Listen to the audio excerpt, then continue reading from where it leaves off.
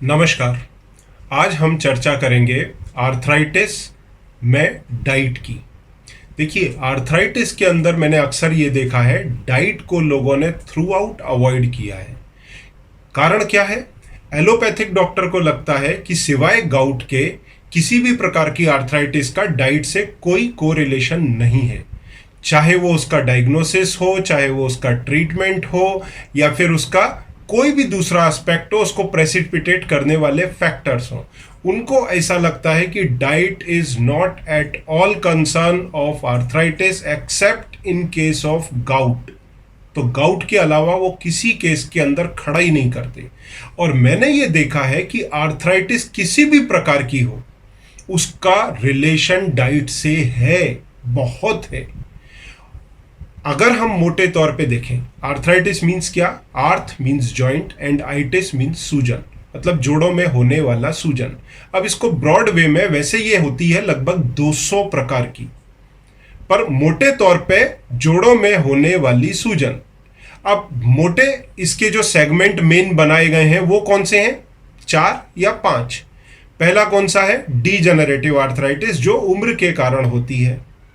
Joint के अंदर quality पहले जैसी नहीं रह जाती, जॉइंट्स डीजेनरेट होने लगते हैं और उसके कारण जॉइंट्स में प्रॉब्लम आने लगता है, जो अक्सर आपने देखा होगा 45-50 की एज के बाद में लोगों के घुटने में, कमर में, गर्दन में या हाथ की उंगलियों में दर्द रहने लगता है। 60-65 साल के लोगों के हाथ की उंगलियों में भी दर्द रहने लगता है।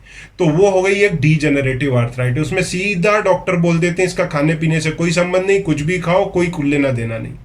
दूसरी जो इंपॉर्टेंट आर्थराइटिस है वो है auto immune type of arthritis. Auto immune में जो मेन आर्थराइटिस है वो कौन कौन सी होती हैं? रूमेटॉइड आर्थराइटिस, एनकाइलोजिंग स्पॉन्डिलाइटिस, उसके बाद में सोरियोटिक आर्थराइटिस, या फिर लुपस, एसएलई, सिस्टेमिक लुपस एरिथोमेटोसिस। ये 4 मेन इस कैटेगरी में आती है। इसमें एनकाइलोजिंग को लोग जेनेटिकली भी लेते हैं कि भाई ये जेनेटिकल है, एक नया सेगमेंट बना दिया है जेनेटिकल टाइप ऑफ आर्थराइटिस का, उसमें रखते हैं। पर आपको ये जान के आश्चर्य होगा, कई डॉक्टर्स को भी इस बारे में अंदाजा नहीं है कि एनकाइलोजिंग स्पॉन्डिलाइटिस जैसी बीमारी में अब वो एक दूसरा एंगल देख रहे हैं कि कहीं ये पेट के अंदर होने वाले माइक्रोबायोम से रिलेटेड तो नहीं है। और माइक्रोबायोम से अगर रिलेटेड है तो कहीं ना कहीं पर ये रिलेटेड है डाइट से भी। तो वो उस एंगल को देख रहे हैं कि वहां से एंटीजन की उत्पत्ति होती है और वो एंटीजन जाकर के ब्लड के अंदर फिर एंटीबॉडीज पैदा होते हैं और ये पूरा एनकाइलोजिंग स्पॉन्डिलाइटिस का इशू चालू हो जाता है। तो ये अभी रिसर्च लेटेस्ट आई है और इसके ऊपर ह्यूमन ट्रायल्स किए गए 2016-17 में, तो वो एंगल भी देखा जा रहा है। इसके बाद में तीसरा ग्रुप आता है जो कि आपका मेटाबॉलिक डिसऑर्डर्स का है, जिसके अंदर क्लियर गाउट है। हर डॉक्टर बोलता है it is related to purine rich diet, तो हम वो भी आज इसके अंदर डिस्कस करेंगे। एक ग्रुप चौथा आता है जिसके अंदर है इन्फेक्टिव आर्थराइटिस का। अब इन्फेक्टिव आर्थराइटिस में लोग बोलेंगे, डॉक्टर्स खास तौर से बोलेंगे भाई इसका क्या लेना देना, आप ठीक है बाकी के को कोरिलेट कर दो, पर इन्फेक्टिव आर्थराइटिस का क्या लेना देना। भाई इन्फेक्टिव आर्थराइटिस में आप भी ये बात मानते हैं कि किसी जोड़ के अंदर डायरेक्ट इन्फेक्शन सांस से बैठ नहीं पहुंच जाएगा, ट्रिकल नहीं हो जाएगा, उसको कहीं ना कहीं पर या तो कोई इन्फेक्शन आपके लंग्स में है, या कोई बॉडी में गठान है, या टॉन्सिल है, या कोई और हिस्से में फोड़ी फुंसी है। वहां से अगर आपका कभी भी रेजिस्टेंस पुअर होगा तो ये बैक्टीरिया ट्रिकल करके जॉइंट में जाएंगे, जैसे टीबी के बैक्टीरिया स्पाइन में जाते हैं, हिप में जाते हैं, या किसी दूसरे जॉइंट में जाकर के वहाँ टीबी कर देते हैं। तो जॉइंट्स की ट्यूबरकुलोसिस काफ़ी आपने देखी होगी लोगों के अंदर होती है। तो ये क्यों होती है? क्योंकि उनकी डाइट पुअर है। डाइट पुअर है तो उनका इम्यून सिस्टम पुअर है, इम्यून सिस्टम पुअर है तो ये बीमारियां सुपरसीड करने ही वाली हैं। तो ऐसे तमाम सारे एंगल्स हैं जिनको डॉक्टर्स अक्सर इग्नोर कर देते हैं और बाद में पेशेंट को सफ़र करना पड़ता है। तो आज हम इस एंगल को पूरी तरह एक्सप्लोर करेंगे कि सब प्रकार की आर्थराइटिस में डाइट का बहुत बड़ा रोल है। गाउट के अंदर डायरेक्ट रोल है, बाकी के अंदर सब में इनडायरेक्ट रोल है और काफी बड़ा रोल है आपके मैनेजमेंट में। देखिए, डाइट को ब्रॉड वे में 2 पार्ट में डिवाइड कर सकते हैं। एक है एंटी इन्फ्लामेटरी डाइट जो सूजन को घटाएगा, दूसरा है प्रो इन्फ्लामेटरी डाइट जो सूजन को इटसेल्फ बढ़ाएगा। अब आर्थराइटिस के केस में बीमारी इटसेल्फ आइटिस कर रही है, मतलब इन्फ्लामेशन कर रही है, बॉडी में सूजन ला रही है, और आप कुछ ऐसा भोजन कर रहे हैं जो आपके बॉडी में सूजन बढ़ा रहा है, तो ये 1 पे 1 11 हो गया। आपने भोजन ऐसा किया कि सूजन बढ़ाई, आपने इलनेस ऐसी थी कि सूजन बढ़ रही थी, तो आपकी सूजन 1 पे 1 11 बढ़ गई, आपकी दवाइयां असर ही नहीं करेंगी। आप देखते हैं आपकी दवाई का डिजायर्ड रिजल्ट ही नहीं मिल रहा, या फिर दवाइयों के डोज बढ़ रहे हैं। अगर मान लीजिए आपके दवाइयों के डोज बढ़ जाए तो आपके दूसरे बॉडी पार्ट्स के ऊपर वो साइड इफेक्ट देने लगेंगे। फिर अगर मान लीजिए आप प्रो इन्फ्लामेटरी डाइट की जगह पे एंटी इन्फ्लामेटरी डाइट कंज्यूम कर रहे हैं, तो एंटी इन्फ्लामेटरी डाइट से क्या होगा, आपकी जो बीमारी की इंटेंसिटी है ऑटोमेटिकली उसकी इंटेंसिटी घट जाएगी, न्यूट्रलाइज हो जाएगी। तो जो इन्फ्लामेशन है वो इन्फ्लामेशन के सामने इन्फ्लामेशन नलीफाई हो गया, बीमारी का इन्फ्लामेशन, और आपका जो भोजन जो इन्फ्लामेशन को कम करता था उसने बीमारी के इन्फ्लामेशन को काउंटर किया, आपके दवाइयों के डोज कम हो गए, आपका रिलीफ ज़्यादा पहले से बेहतर हो गया, आपकी दवाइयाँ ज़्यादा इफेक्टिव हो गई। तो इस एंगल से कभी डॉक्टर देखते ही नहीं है और पेशेंट को बोल देते हैं कुछ भी खाओ। इस चक्कर में पेशेंट का इन्फ्लामेशन और बढ़ जाता है या दवाइयों के डोजेज बढ़ जाते हैं, जैसा अक्सर मैं डायबिटीज के पेशेंट्स को भी बोलता हूं कि आपके साथ भी यही समस्या हो रही है, जिसके कारण मरीज साइड इफेक्ट्स तक चले जाते हैं, हाथ पैर काटने तक की नौबत आ जाती है। उसी तरह से आर्थराइटिस में जॉइंट्स रिप्लेसमेंट की नौबत आ जाती है। तो आज हम इस एंगल को समझेंगे, और अगर मेरे भी कोई डॉक्टर कलीग्स इसको समझना चाहें तो वो समझ सकते हैं, उनके लिए एक नई लेसन होगी। और ये क्यों होता है, क्योंकि हमारे बुक्स में कैरिकुलम में लिखा नहीं गया है। सबसे बड़ी प्रॉब्लम यहाँ है, अंग्रेजों ने लिख दिया, हमने पढ़ लिया, हमने वही 100% मान लिया, उसके आगे ना रिसर्च की ना दिमाग चलाया, लकीर के फकीर के जैसे उसी के ऊपर लगे हुए इलाज करते चले जा रहे हैं। तो इसमें सफर कौन, हमारा पेशेंट हो जाता है। गाउट लिखा है कि इसमें डाइट का रोल है, बाकी का लिखा नहीं है, सोचते ही नहीं है। और जब ये पॉइंट उनको कई बार मैंने याद दिलाया तो बोलते हैं कि अग्रवाल ये बात सही है और मैं इस चीज की केयर लेना शुरू करूंगा। तो आप भी अपने डॉक्टर को संपर्क करें, ये वीडियो उनको सुनवाएं और बताएं कि डाइट का किस तरह से उनकी इलनेस में रोल है। हम आप डिस्कस करेंगे आप सबके लिए। देखिए, डाइट जो है ना वो बेसिकली फर्स्ट डिफेंस है। फर्स्ट डिफेंस किस तरह ये हो सकता है, सबसे पहले आप फूड के अंदर ज्यादा परेशान ना हो, लोकल फूड अडॉप्ट करें, सीजनल फूड अडॉप्ट करें जो आपको फ्रेशली अवेलेबल है। हमको डब्बा बंद या इंपोर्टेड फूड उस सब पे नहीं जाना है। जो आपके शहर में, जो आपके पास के गांव से, विलेज से, सब्जी मार्केट के अंदर जो डाइट आती है वो फ्रेश डाइट को अडॉप्ट करें, ठीक है। और रिफाइंड फूड से दूर रहें, प्रोसेस्ड फूड से दूर रहें, क्योंकि वो आपके बॉडी में सूजन को बढ़ा सकते हैं। अब सबसे पहले तो अगर आप कंट्रोल्ड डाइट लेते हैं, मतलब भर भर के ना खाएं, तो ये खुद में ही 30% तक एंटी इंफ्लामेटरी है। भर भर के ना खाएं से मेरा मतलब है आपका बॉडी का वेट जो है वो नॉर्मल होना चाहिए, ऐसा ओवर वेट नहीं हो। अब ये मालूम कैसे पड़ेगा ओवर वेट है कि नॉर्मल वेट है, तो आपका जो हाइट है उसमें से 100 निकाल दें। कैसे, जैसे मान लीजिए 6 फुट हाइट है तो उसका सेंटीमीटर कितना बढ़ेगा, 180 सेंटीमीटर। इसमें से 100 कम कर दें तो कितना आ गया, 80।